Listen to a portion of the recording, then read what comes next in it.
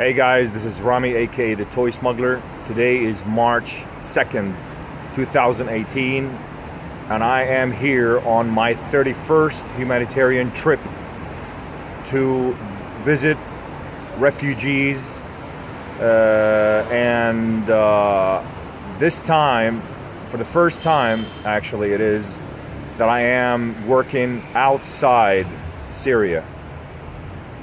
It really wrenched my heart to not be able to work inside Syria due to a lot of complications that we have faced in the past 10 months. Our NGO needed a lot of paperwork to be registered inside Turkey. Other than that, we cannot really operate from Turkey to Syria, so it gets really complicated. However, I thought I'd drop by Greece. We all know Greece got tens of thousands of refugees in one city alone here, Athens. Greece is receiving over 1,000 refugees every day, flocking in from the shores, from the sea, over to the islands, and from that to the cities, in hope of them being able to reach Europe somehow. And there are tons of families, thousands of kids among them, seeking for a safer future, a safer place to stay, where they can raise their kids and get some educations and secure some of their future. So I was asked by a couple of activists here in Athens and Greece in general to come by and pay him a visit and see if we could draw some type of smile and convey some of the hope to these children who are seeing a lot of stuff that they shouldn't really see over the years and back in their countries, from death and oppression and bombs and all kinds of horrifying stuff that kids shouldn't really see. And I've asked a kid today what exactly you've missed the most back in Syria. She told me she didn't even know that I got toys in my bag. And I asked her, what did you miss the most? She said, I have a toy that martyred in my bombed home, and I missed my toy the most. I told her, what does that toy look like? She said it was Pink Panther. So it really touches my heart. And I took her aside and I told her, I want to show you something, and exclusively just for you. I took her aside into some container that they live in, by the way. We went inside and I opened the bag and I show her, look at these toys. Would you like to pick one for yourself? And she went overwhelmed. She went really crazy. She said, oh my God, all these toys, with this very low and very, quiet voice. She put her, finger in her mouth and she started biting her nail. Doesn't really know what to choose. These moments really touches me very deeply, and I told her, yeah, you get to pick up whatever toy you want, and she did. She picked up 3 toys actually, claiming that she got a couple sisters back in some other containers or planes. So, but anyway, she got her own 3 toys, and she walked by. She gave me that look back, is this for real? And she just walked away.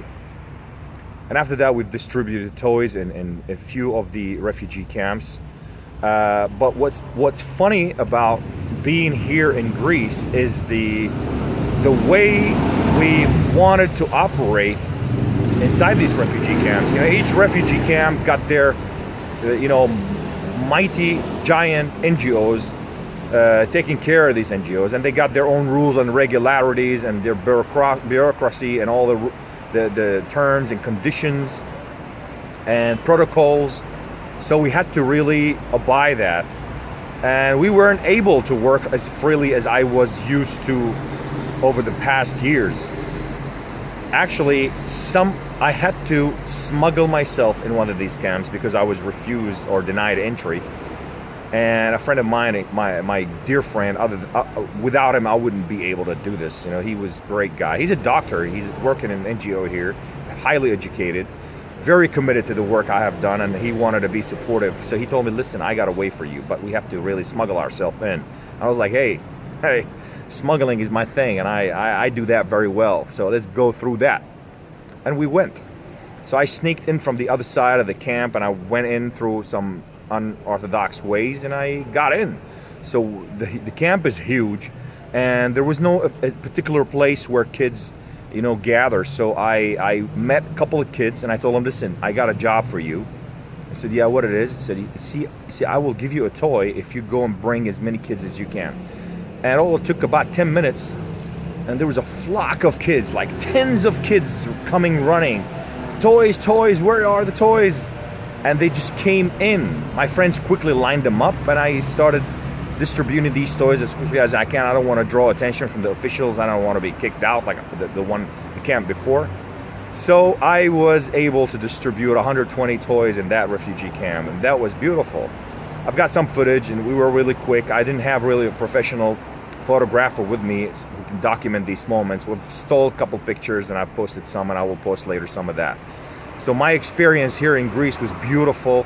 I'll continue doing that tomorrow as well, my last day, and I will be returning back to Finland, and from Finland I'll be heading toward another place in Europe. I can't really say where it is, but I'll let you know when I am there. So my message to Syria: I love you so much, every single kid inside Syria. I miss you so much.